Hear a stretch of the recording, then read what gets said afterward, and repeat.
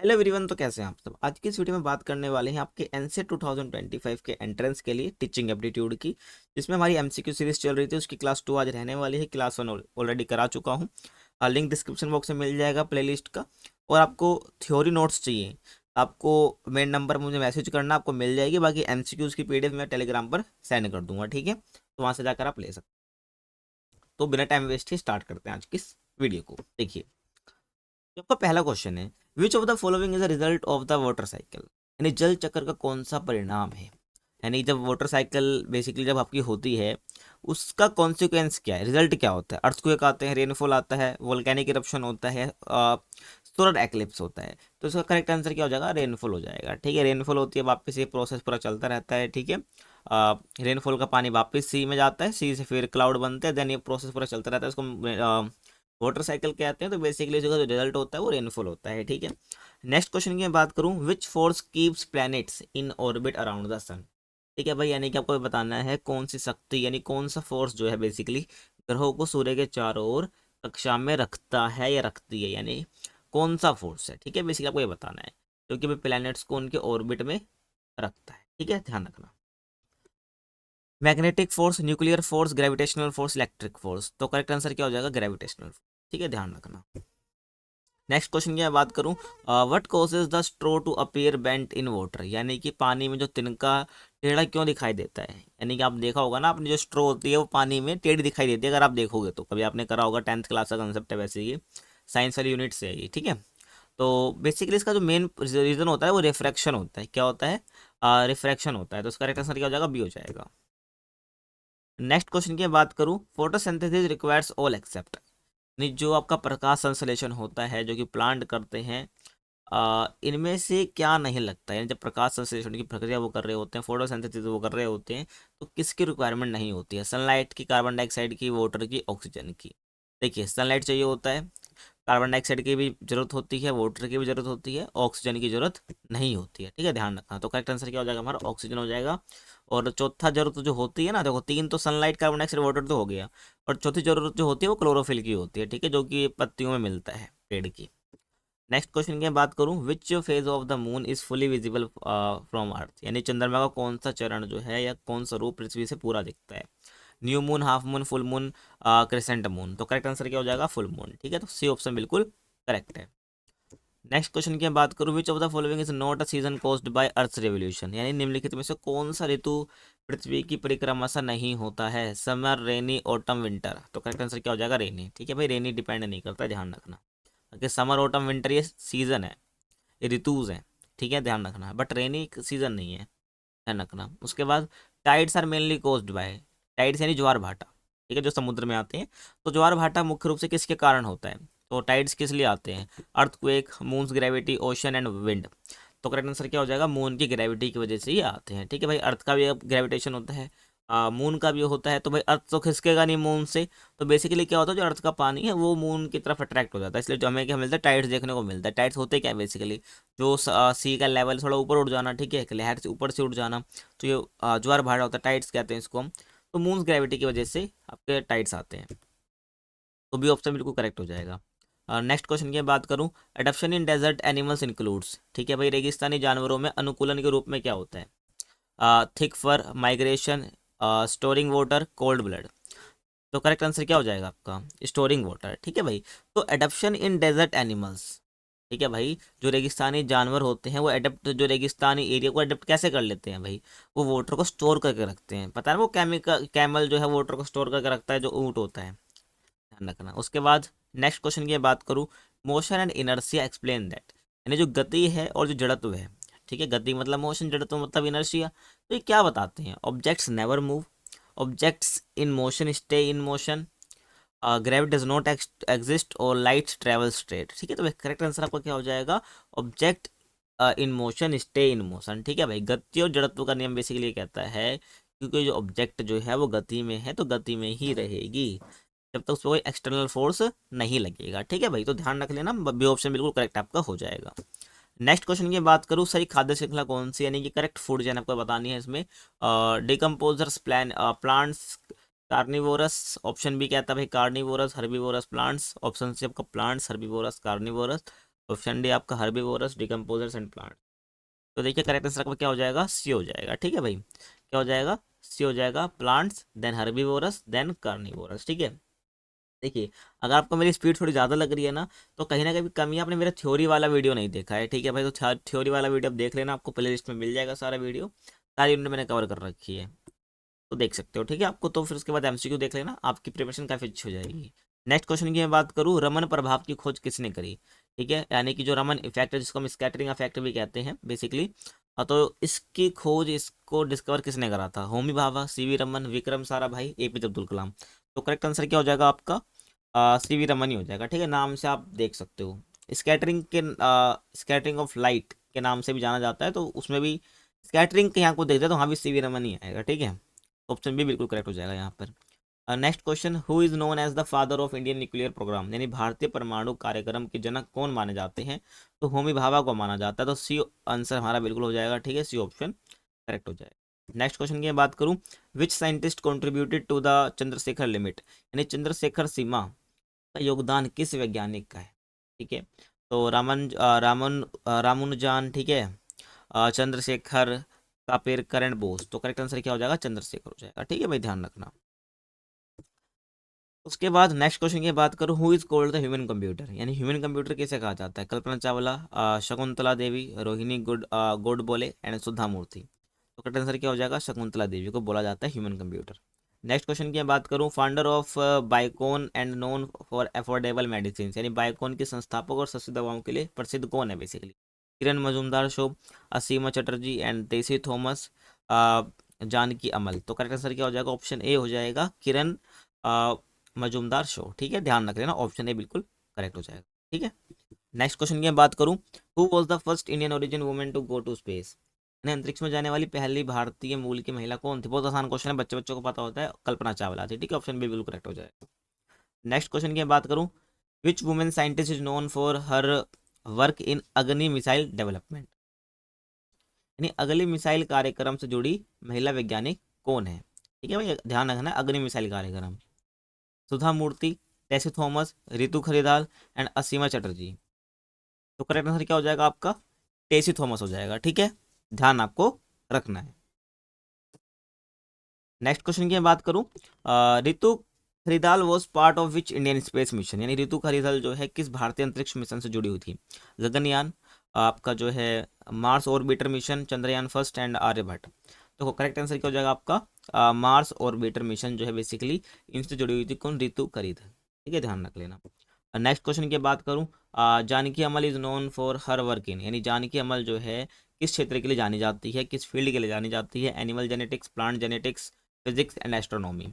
तो correct answer क्या हो जाएगा, ऑप्शन बी हो जाएगा। ठीक है, प्लांट जेनेटिक्स। देखिए अगर आपको आंसर इनके पहले से पता है ना, तो मेरे से पहले वीडियो को पोस्ट करके कमेंट में आंसर दो। ठीक है, कमेंट में करने से क्या होगा, आपको कॉन्फिडेंस ज़्यादा बढ़ेगा। ठीक है, मैं तो आंसर बता ही रहा हूँ, थोड़ा पोज भी तो ले रहा हूँ मैं, तो क्या करना है, आपको आंसर बता देनी है। ठीक है, तुरंत ही देन आपको आंसर चेक करना है। नेक्स्ट क्वेश्चन की बात करूं, असीमा चटर्जी डेवलप्ड मेडिसिन फॉर, तो जो असीमा चटर्जी हैं उन्होंने किन बीमारियों के लिए दवाई बनाई थी, asthma and cancer, malaria and epilepsy and diabetes and tuberculosis, जिसको हम टीबी भी कह देते हैं, एंड ऑप्शन डी है हार्ट डिजीज। ठीक है भाई, तो करेक्ट आंसर क्या हो जाएगा आपका, मलेरिया एंड एपिलेप्सी हो जाएगा। ठीक है भाई, ध्यान रख लेना। नेक्स्ट क्वेश्चन की मैं बात करूं, which virus caused the global pandemic in 2020, यानी 2020 में वैश्विक महामारी किस वायरस के कारण हुई थी, H1N1, SARS-CoV-2, कोविड-19 जिसे हम कहते हैं, इबोला एंड ऑप्शन डी है जाइक। तो करेक्ट आंसर क्या हो जाएगा आपका, SARS-CoV-2 हो जाएगा, जिसको हम कोविड-19 कह रहे हैं, ध्यान रख। बहुत बच्चों को पता होगा भाई, स्कूल बंद थे इस टाइम तुम लोगों के, बड़े खुश भी हुए थे तुम लोग। Next question, Covaxin and Covishield are example of, सबकी कोवैक्सीन और कोविशील्ड है किसके उदाहरण है ये, एंटीवायरस सॉफ्टवेयर के, वैक्सीन के, एंटीबायोटिक्स के एंड डिटर्जेंट्स के। क्या होगा आंसर इसका, वैक्सीन से बेसिकली। ठीक है, ध्यान रखना। नेक्स्ट क्वेश्चन की मैं बात करूं, विच स्ट्रेन ऑफ कोविड-19 वॉज हाईली ट्रांसमिसेबल, ठीक है, यानी कोविड-19 का कौन सा वेरिएंट अधिक फैलने वाला था, alpha, beta, delta, gamma.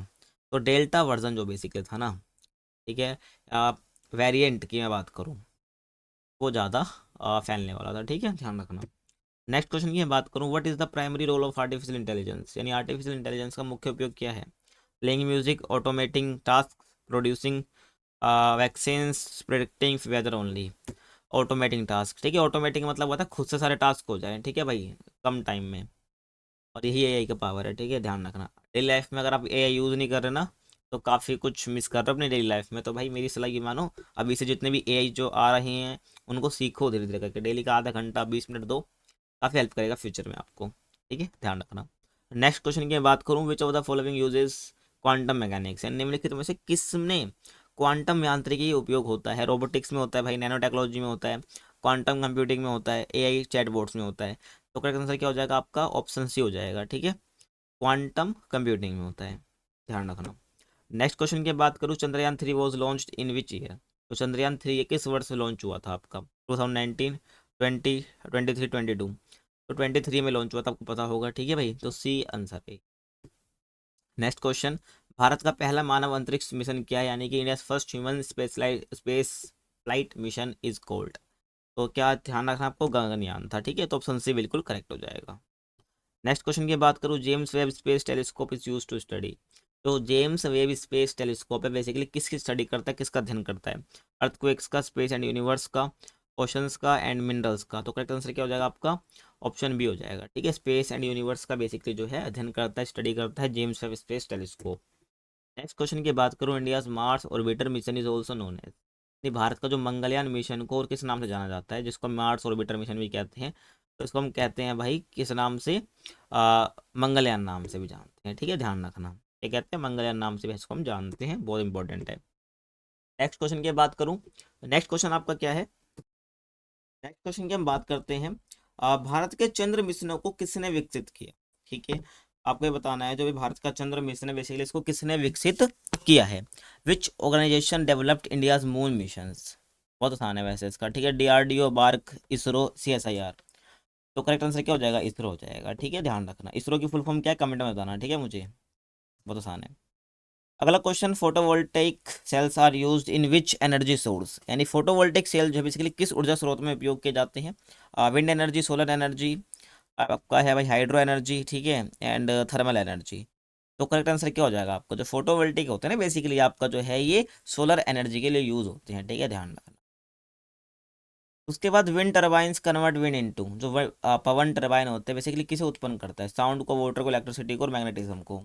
Electricity को करता है, ठीक है, ध्यान रखना, जो टर्बाइन होता है। तो जो आपकी पवन होती है विंड को बेसिकली टर्बाइन की मदद से बेसिकली ये इलेक्ट्रिसिटी बनाता है, ठीक है, ध्यान रखना है आपको। नेक्स्ट क्वेश्चन की बात करूँ, जलवायु परिवर्तन का प्रमुख प्रभाव क्या है, यानी कि what which is the major impact of climate change? Earthquakes, rising temperatures, and less oxygen, ocean salinity. Rising temperature, ठीक है भाई, आपका जो जलवायु परिवर्तन है, जो क्लाइमेट चेंज आपका हो रहा है बेसिकली इसका मेन इम्पैक्ट क्या है? आपका जो टेम्परेचर है राइज हो रहा है, ठीक है, और इसको फिर हम कहीं ना कहीं ग्लोबल वार्मिंग भी बोल देते हैं। नेक्स्ट क्वेश्चन की बात करूँ, what does M stand for in Indian science and programmes, यानी कि आपका जो AIM है इसका पूरा नाम क्या है, ठीक है, ध्यान रखना है। तो all India mission, Atal innovation mission, advanced India movement and action in manufacturing. तो आंसर क्या हो जाएगा भाई इसका? अटल इनोवेशन मिशन हो जाएगा, ठीक है। नेक्स्ट क्वेश्चन की बात करूँ, विच programme promotes local manufacturing in India? अगर बताना भाई कौन सा प्रोग्राम जो है इंडिया के अंदर लोकल मैन्युफैक्चरिंग को यानी कि स्थानीय उत्पादन को बढ़ावा देता है, ठीक है, कौन सा प्रोग्राम है, कौन सा कार्यक्रम है? स्वच्छ Bharat, digital India, make in India, Ayushman Bharat. तो मेक इन इंडिया से करेक्ट आंसर हो जाएगा, ध्यान रखना। बट पता नहीं भाई मेक इन इंडिया कहाँ गायब हो गया, ठीक है, अब तो सारे चाइनीज़ माल यूज़ कर रहे हैं। जिस लैपटॉप से पढ़ा रहा हूँ ये भी चाइनीज़ ही है, जिस माइक को यूज़ कर रहा हूँ ये भी चाइनीज़ है। बट हाँ, इनिशिएटिव लिया गया था लेकिन वर्क इस पर इतना अच्छा से हुआ नहीं है। नेक्स्ट क्वेश्चन की बात करूँ, digital India promotes, digital India क्या प्रमोट करता है भाई, किसको बढ़ावा देता है? ट्रेडिशनल एजुकेशन को, फॉरेस्ट प्रिजर्वेशन को, e governance and interest access को, एंड स्पोर्ट्स को। तो ऑप्शन करेक्ट आंसर क्या हो जाएगा भाई? ऑप्शन सी हो जाएगा, ठीक है भाई, डिजिटल इंडिया किसको बढ़ावा देता है? E governance and interest access को, इंटरनेट एक्सेस को, ठीक है, इंटरेस्ट नहीं इंटरनेट, ये भाई ज़्यादा से ज़्यादा लोगों के पास इंटरनेट का एक्सेस हो, ठीक है। नेक्स्ट क्वेश्चन की बात करूँ, भारत में मिसाइल तकनीक पर कौन काम करता है, ठीक है, यानी कि which organisation works on missile technology in India? CSIR, DRDO, ISRO and BARC. तो DRDO काम करता है, ठीक है, DRDO की फुल फॉर्म ही बताना कमेंट में। नेक्स्ट क्वेश्चन की मैं बात करूँ, BARC is related to which field? जो बार्क है बेसिकली आपका किस क्षेत्र से संबंधित है? Space and science, weather forecasting, atomic energy, and agriculture. तो एटॉमिक एनर्जी से रिलेटेड है, ध्यान रखना। जो बार्क है बेसिकली आपका ये एटॉमिक एनर्जी से रिलेटेड है, ध्यान रख लेना। अभी भी कह रहा हूँ भाई, थ्योरी की वीडियो पहले देख लेना, देन इसको देख लेना। बाकी देख लेना भाई दोनों को, इसको पहले देख सकते हो, आपका ही फायदा रहेगा, ठीक है, दोनों देखने से। और नेक्स्ट क्वेश्चन की बात करूँ, CSIR कंडक्ट्स रिसर्च। तो CSIR है किस क्षेत्र में अनुसंधान करता है, किस क्षेत्र में, किस फील्ड में रिसर्च करता है? Only space and multi scientific fields, military only and ancient science. तो करेक्ट आंसर क्या हो जाएगा आपका? मल्टीपल साइंटिफिक फील्ड्स जो होती हैं बेसिकली CSIR उसके लिए जिम्मेदार है, रिसर्च करता है, अनुसंधान करता है, ठीक है, ध्यान रखना। और नेक्स्ट क्वेश्चन की हम बात करूं, which institution is known as the metro man's organisation, यानी किस संगठन से मेट्रो मैन जुड़े थे? ISRO, Tata motors, Delhi metro, Infosys. तो दिल्ली मेट्रो, ठीक है, ध्यान रखना, किस संगठन से मेट्रो मैन जुड़े थे? दिल्ली मेट्रो से। नेक्स्ट क्वेश्चन की बात करूं, which of the following is non renewable source of energy, यानी कि भाई चार ऑप्शन जो आपको दे रहा हूँ ना, इसमें से आपको बताना है कौन सा non renewable source of energy है, यानी निम्नलिखित में से कौन सा अक्षय ऊर्जा का स्रोत है। देखो नॉन रिन्यूएबल वो होता है जो जिनको बनने में काफ़ी टाइम लगता है, ठीक है, जिनको रिन्यू नहीं कर सकते, ठीक है भाई, ध्यान रखना। तो इनको अनवीकरणीय भी हम बोलते हैं, ठीक है, अक्षय की जगह आप समझ जाओगे अनवीकरणीय, ठीक है। नवीकरणीय और अनवीकरणीय होता है, तो नवीकरणीय तो रिन्यूएबल होते हैं, और अनवीकरणीय आपके होते हैं नॉन रिन्यूएबल। तो ऐसे नॉन रिन्यूएबल या अनवीकरणीय वो वही वो संसार वो रिसोर्स होते हैं ऊर्जा के, जिनको बनने में काफ़ी टाइम लगता है, तो हमें काफ़ी ध्यान से यूज़ करना चाहिए, ठीक है। तो इसका आंसर क्या हो जाएगा? कोल हो जाएगा, ठीक है, ऑप्शन बी हो जाएगा, ठीक है। नेक्स्ट क्वेश्चन की बात करूं, विच organelle is responsible for photosynthesis in plant, यानी पौधों में प्रकाश संश्लेषण होने के लिए कौन सा अंग जिम्मेदार होता है? Mitochondria, nucleus, chloroplast, ribosome. तो क्लोरोप्लास्ट होता है, ठीक है, क्लोरोप्लास्ट के अंदर ही क्लोरोफिल मिलता है, ध्यान रखना, जो ग्रीन कलर का पिगमेंट होता है क्लोरोप्लास्ट में, उसी को क्लोरोफिल कहते हैं। तो पौधों में जो क्लोरोप्लास्ट वाला हिस्सा होता है वो बेसिकली जिम्मेदार होता है, ठीक है। नेक्स्ट क्वेश्चन की बात करूँ, भारत की मिसाइल महिला के रूप में किसे जाना जाता है, यानी कि बताना है, ठीक है आपको, कल्पना चावला, रितु खरीदल, टेसी थॉमस, सुधा मूर्ति। तो टेसी थॉमस हो जाएगा करेक्ट आंसर, जिनको क्या हम भारत की मिसाइल महिला के नाम से जानते हैं, ध्यान रखना, ठीक है। नेक्स्ट क्वेश्चन की बात करूं, the law of inertia was proposed by, जो लॉ ऑफ इनर्शिया है यानी कि जड़त्व का नियम जिसे हम कहते हैं, किसने प्रस्तावित इसको किया था? Einstein, Newton and Kepler and Galileo. तो करेक्ट आंसर आपका क्या हो जाएगा भाई? न्यूटन ने इसको क्या बेसिकली प्रस्तावित किया था, या प्रपोज किया था, ध्यान रख लेना, इसाक न्यूटन इनका पूरा नाम है। नेक्स्ट क्वेश्चन की बात करूं, which of the following is not a scientific institution in India, वो बताना है भाई चार ऑप्शन में से कौन सी जो है भारत की संस्थान नहीं है, वैज्ञानिक संस्थान नहीं है, ठीक है। ISRO, DRDO, NASA, CSIR। नाम से पता चल रहा है भाई नासा नहीं है, ठीक है, बाकी सब इंडिया से रिलेटेड है, ध्यान रखना। नेक्स्ट क्वेश्चन की मैं बात करूं, which technology is used for miniaturising materials at atomic level, यानी परमाणु स्तर पर चीज़ों को सूक्ष्म बनाने की तकनीक क्या कहलाती है? Biotechnology, nano technology, robotics and astronomy. तो नैनो टेक्नोलॉजी इसको हम कहते हैं, ठीक है भाई, ध्यान रख लेना, करेक्ट आंसर आपका ऑप्शन बी हो जाएगा। और नेक्स्ट क्वेश्चन की बात करूं, Satyendra Nath Bose is associated with which branch, यानी सत्येंद्र नाथ बोस किस शाखा से जुड़े थे? Chemistry, mathematics, quantum physics and botany या बोटनी, ठीक है। तो भाई क्वांटम फिजिक्स से बेसिकली जो है सत्येंद्र नाथ बोस जुड़े हुए थे, ध्यान आपको रखना है। नेक्स्ट क्वेश्चन की बात करूं, which Indian women was known for her mental math speed, यानी कौन सी भारतीय महिला तेज गणनाओं के लिए, मेंटल मैथ स्पीड के लिए जानी जाती है? ऋतु खरदल, शकुंतला देवी, जानकी अम्मल एंड असीमा चटर्जी। तो करेक्ट आंसर क्या हो जाएगा? शकुंतला देवी बेसिकली जो है तेज गणनाओं के लिए या मेंटल मैथ स्पीड के लिए जानी जाती थी, ध्यान रख लेना। नेक्स्ट क्वेश्चन की बात करूं, who is known as the father of green revolution in India, यानी भारत में हरित क्रांति के जनक कौन कहे जाते हैं? Doctor APJ Abdul Kalam, Salim Ali, MS Swaminathan, P सिरे। तो ऑप्शन सी बिल्कुल करेक्ट हो जाएगा, ध्यान रख लेना, ठीक है, MS स्वामीनाथन। समझ आ गया भाई।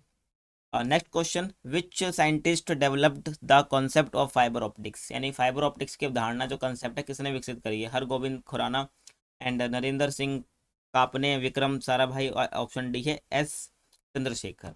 तो करेक्ट आंसर आपका क्या हो जाएगा भाई? नरेंद्र सिंह कापने, ठीक है, ऑप्शन बी बिल्कुल आपका करेक्ट हो जाएगा। नेक्स्ट क्वेश्चन की बात करूं तो फिलहाल बाकी थर्ड क्लास में हम देखेंगे, आज की क्लास के लिए बस इतना ही। कैसे लगी प्लीज़ कमेंट में थम्स अप के साथ जरूर बताना, फीडबैक देना आज की क्लास का। आगे मैं और कंटिन्यू जरूर करूंगा, और ऐसे हम धड़ाधड़ बड़ी MCQ हम कर रहे होंगे जो कि एग्जाम के लिए काफ़ी इंपॉर्टेंट है। सब्सक्राइब नहीं करा कर लेना, थ्योरी की PDF चाहिए ले लेना, ठीक है, नंबर पे मैसेज करके, ठीक है, आपके सपोर्ट से ही हम आगे बढ़ेंगे, ठीक है, और आपको अच्छा कंटेंट लाते रहेंगे। मैं कोई कोर्स तो आपके लिए बेच नहीं रहा हूँ, आपको अच्छी अच्छी वीडियो को चैनल पे ही दे रहा हूँ। बाकी मिलते हैं आपसे अगली वीडियो में, तब तक के लिए कीप वॉचिंग, स्टे ट्यून्ड।